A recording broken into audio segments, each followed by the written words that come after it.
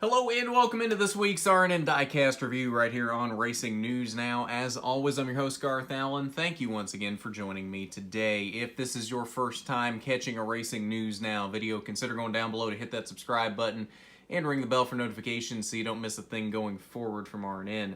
On today's Diecast review, yes, I know we are very far behind on this one. This one has been out now for, what, 2 or 3 months at least? But we, again, are going in chronological order with these. So Lionel did kind of rush this one out because it was Chase Elliott's first win. So this one's been out a little bit longer than some of them usually are. But, again, we're going in chronological order, so this is the next car in line for this. So take a look at the box here, your usual Elite box. Again, I always get Elites with my raced wins just to... just for the little bit of added detail. Even if they're not as detailed as they used to be, it's still added detail. 2,181 of these Chase Elliott Watkins Glen wins made just in the Elites. I don't know what the production number is for the ARCs, but that's a lot of Elites. I don't know that there has been an Elite made with a number that high since a Dale Jr. car. I can't think of any. I don't know of any off the top of my head. This may be the first since Junior retired. But what comes in the box here? Typical stuff. Raced winner sticker for the Cup Series and your typical generic Elite COA. Alright, so there is a race winner detail card that comes with this, but we'll show that off here in a second because there is something extra that comes with this. The Lionel did offer something a bit extra with this that you don't get with every car. And of course I had to get one so we could show it off here on the review. It is a display case for Chase Elliott's first win. See if we can get this to work out here. The sizing is not real great here. There we go, that'll work. So not a lot to this, but I think simplicity may work here.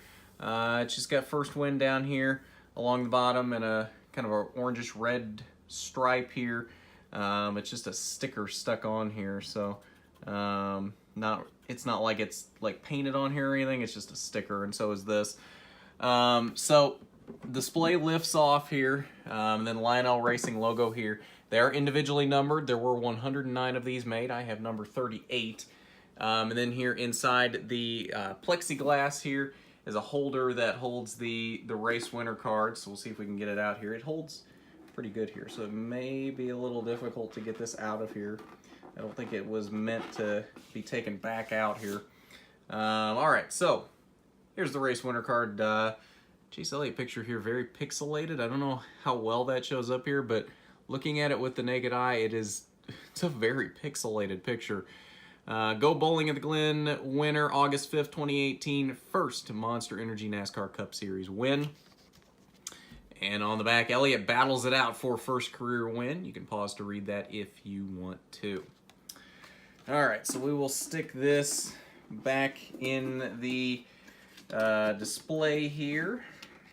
If I can get it in here. Again, this holds very tight, so it's very hard to get the card in and very hard to get it out. But that's a good thing. Means the card's not going to fall out. So we've shown that off here. We'll get that back off the set here, and we'll look at the main attraction here, and that is the car. And for being rushed, it is a very good-looking car here. Nice dark blue finish here for the SunEnergy1 car here. And I will say this. There's been a lot of hate toward this paint scheme. I personally, and I'm probably going to get attacked by a lot of people for saying this, I personally like this scheme better than the old SunEnergy1 scheme. I hated the old SunEnergy1 scheme. I don't know what it was about it. I never liked that old SunEnergy1 scheme that came before this one. Now, granted, this isn't my favorite paint scheme of all time by any means, but I think, personally, I think this is a huge improvement over previous SunEnergy1 scheme, and you can have your own opinion on that. I know there's a lot of people that preferred the old SunEnergy1 scheme over this one. I'm not one of those people, so you can have your own opinion on that. I have no problem with that. I'm just saying my personal opinion. I think this scheme is a lot better than the old one. So, take a look around the car here. A little bit of grime and build up here on the nose here. Chevy Camaro ZL1, the number 9, and Hendrick Motorsports. SunEnergy1 on the hood, and I almost forgot, but let's take a look under the hood here while we're still up here. Again, I almost forgot here, but we'll take a look under here. Lots of stuff underneath the hood here. Chevy, Napa Auto Parts, Mountain Dew, Kelley Blue Book, Hooters, SunEnergy1, and Wix. And take a look at the engine detail here. See if we can get some light in there to actually see it. It's your typical Elite engine detail. Sticker of the windshield wiper on the windshield. Now, I know I'm probably in the minority of this as well. I know I've heard people with a differing opinion than this as well. I don't think this windshield wiper sticker looks very good at all. So that's just me personally. I don't like the windshield wiper sticker. I like that they are trying to show that there was a windshield wiper, but I don't like the sticker. I think it looks terrible. And in my opinion, if this is all they can do, if they can't put an actual little piece on here that looks like a windshield wiper, an actual tiny little windshield wiper to put on the windshield, I would rather just not have it. If you can't have a real thing that looks right and it's an actual little separate piece that they've put on the car to be an actual little windshield wiper, I would rather there just not be anything there, because me personally, I think the sticker looks terrible. I think it looks awful, and I want some sort of a representation for the windshield wiper there, but I think this particular sticker, I think it looks terrible. That's just me. You might have a different opinion than that, but that's just me. I think it looks terrible. On the roof here, number 9, a little bit of a dirt buildup up here. I think that's what that is. I mean, that could be the sparkles coming back that were in the Napa scheme earlier in the season. I think that's dirt buildup, though. I'm not really sure. Roof flaps do function. SunEnergy1 across the back of the roof. Elliott across the back windshield. Did number 212. Napa Auto Parts on the deck lid. And we'll take a look here at the fuel cell detail. Try to get some light down in there. Down the driver's side, orangish rims here, which do kind of look cool. They're not 100% accurate for what the actual rims looked like, but they do look pretty good, I think. A few contingency sponsors here, of course, with it being Hendrick Motorsports. You notice it across the banner across the windshield. Monster Energy logo is not on these cars because it's a Hendrick Motorsports car and their affiliation with Pepsi. They don't want Monster Energy logos anywhere on their diecasts. Cloth window net, Chase Elliott and the Georgia flag on the name rail. 1 winner sticker. Sponsors down the B post. Kelley Blue Book and Valvoline on the C post. Mountain Dew in front of the rear wheel. SunEnergy1 and Napa on the quarter panel. On the back bumper here, Chevy, Valvoline, SunEnergy1, number 9, Camaro, and ZL1. A little bit of damage back here. Apparently somebody got into the back bumper at some point in the race. Not sure who. And actually, that reminds me, I didn't notice. Is there anything? There's a tiny bit of markings on here. I don't know if that's from when he was pushing Jimmy Johnson on the cool down lap or not. I almost forgot about that and forgot to look, but there might be a little bit right in here. I'm not sure if that's what that is, but there's a little bit of a mark there.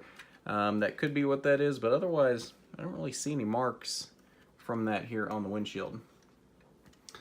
Down the passenger side, a little bit of fuel spillage here. Again, they just a sticker here. Because it's Watkins Glen, they pit from kind of backward from what they usually do. So the fuel cell opening, the gas can input is on the opposite side. And obviously, if you're Lionel, you're not gonna spend the money to do a whole new mold just for one car for the whole season. So they just put a sticker on here. The fuel cell input is still there here on the other side. They just don't put the ring or anything or or really show it off. But you know what? The sticker actually looks pretty good. This particular sticker, I think, looks good and is a good representation of the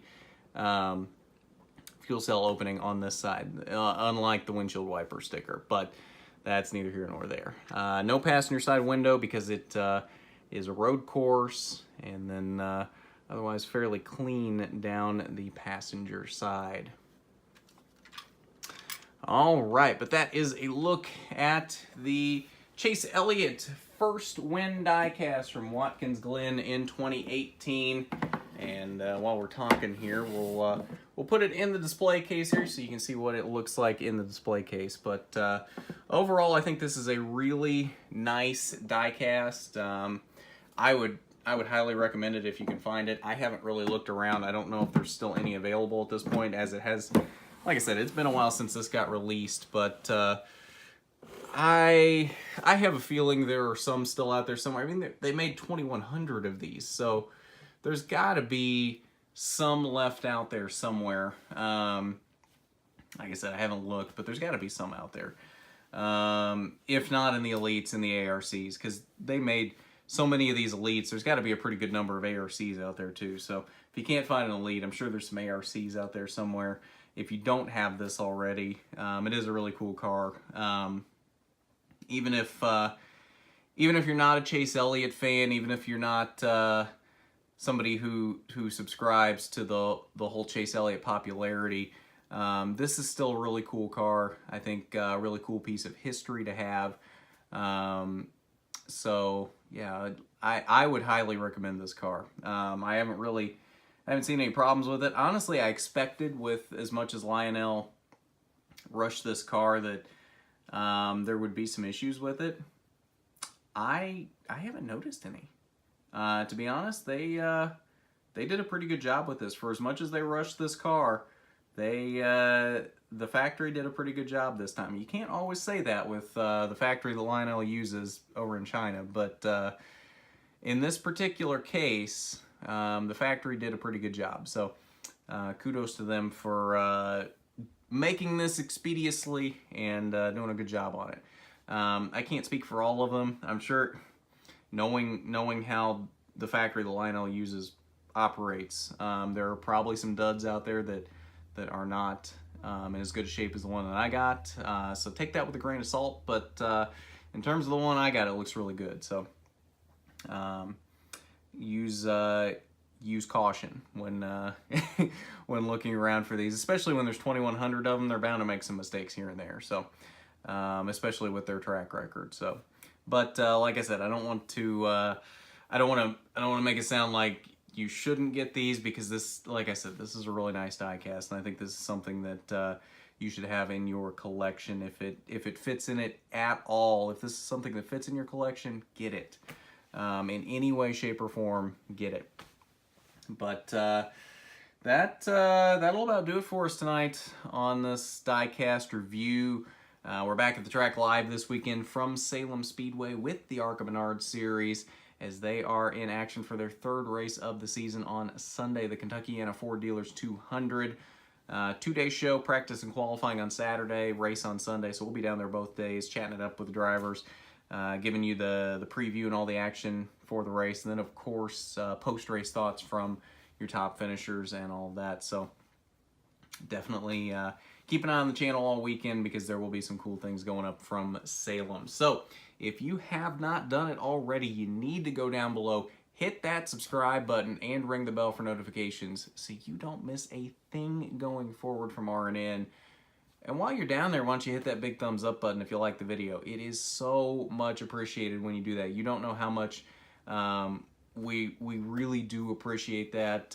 With how YouTube's algorithm works, that lets them know, as well as letting us know, that you like what we are putting out. And that lets us know to keep doing what we're doing, and that lets YouTube know that people enjoy our stuff and that they can push it more and we continue to grow here. So nothing but positive effects from hitting that thumbs up button, and it only takes a second to do it. So I think that'll do it. So this has been the RNN Diecast Review. I'm Garth Allen for Racing News Now.